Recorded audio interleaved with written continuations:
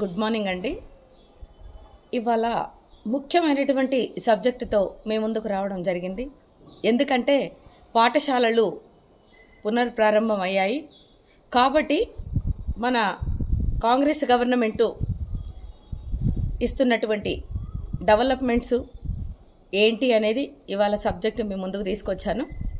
ప్రభుత్వ పాఠశాలల్లో విద్యా ప్రమాణాలు పెంచాలన్నదే మన కాంగ్రెస్ ప్రభుత్వం యొక్క లక్ష్యం. ముఖ్యమంత్రి శ్రీ రేవంత్ రెడ్డి అన్నగారు ప్రతి విద్యార్థికి నాణ్యమైన విద్య అందించడానికి అవసరమైనటువంటి మౌలిక వసతులు, ఉపాధ్యాయులకు శిక్షణ, ఇతర సదుపాయాల కల్పనకు ఎంత వ్యాయమైనా సరే వెనకాడకుండా ఖర్చు పెడతామని చెప్పేసి మన సీఎం గారు చెప్తా ఉన్నారు. పాఠశాలలు పునర్ప్రారంభమైన నేపథ్యంలో తెలంగాణ కమాండ్ కంట్రోల్ సెంటర్ ఐసీసీసీలో విద్యాశాఖ ఉన్నతాధికారులతో ముఖ్యమంత్రి గారు సమీక్ష కూడా నిర్వహించడం జరిగింది. విద్యా ప్రమాణాలు పెంపు లక్ష్యంతో రాష్ట్రంలో 20 మంది కన్నా ఎక్కువ పిల్లలున్న గ్రామీణ పట్టణ ప్రాంతాలలో ఈ ఏడాది కొత్త స్కూల్స్ 571 పాఠశాలలను ప్రారంభించబోతా ఉంది మా గవర్నమెంట్.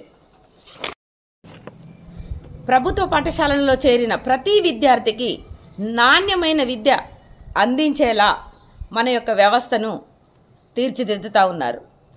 ముఖ్యమంత్రి గారు ఇవాళ ప్రవేశపెట్టినటువంటి కొత్త పాఠశాలలకు బోధనా ప్రమాణాల పెంపునకు తీసుకోవలసినటువంటి చర్యలను అధికారులకు సూచిస్తూ ఉన్నారు.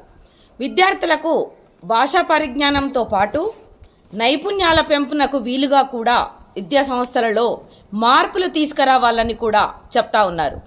హై స్కూల్ స్థాయి నుంచే విద్యార్థులకు నైపుణ్య అభివృద్ధి కల్పిస్తే భవిష్యత్తులో వారు తమకు ఇష్టమైన రంగాలలో రాణించే అవకాశము మెరుగుగా ఉంటుందని కూడా మన సీఎం రేవంత్ రెడ్డి అన్నగారు చెప్తా ఉన్నారు.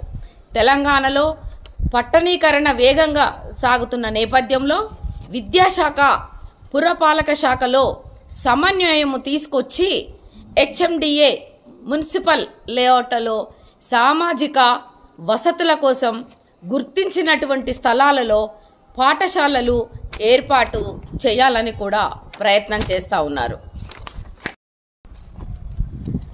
ఎస్సీ, ఎస్టీ, బీసీ, మైనార్టీలు ఏ విధంగా విభాగాల కింద ఇంటర్మీడియట్ వరకు ఉన్న వివిధ విద్యా సంస్థలను హేతుబద్ధీకరించి ప్రతి పాఠశాలలో నిర్దిష్ట సంఖ్యలో విద్యార్థులు ఉండేలా చూడాలని కూడా మా ముఖ్యమంత్రి రేవంత్ రెడ్డి అన్నగారు ప్రయత్నం చేస్తూ ఉన్నారు.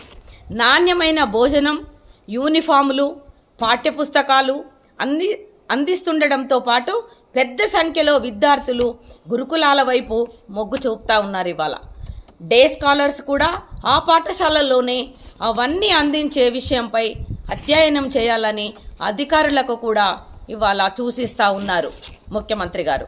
పిల్లలకు కుటుంబం, సమాజం ప్రాధాన్యాన్ని వివరించడంతో పాటు కుటుంబం, సమాజం పట్ల వారి బాధ్యతలను కూడా తెలియజేసేలా కౌన్సిలింగ్ ఇప్పిస్తే వారు మానసికంగా దృఢంగా తయారవడంతో పాటు బాధ్యతాయుతమైనటువంటి పౌరులుగా రాణిస్తారని కూడా ఇవాళ మన యొక్క గవర్నమెంట్ చెప్తా ఉంది.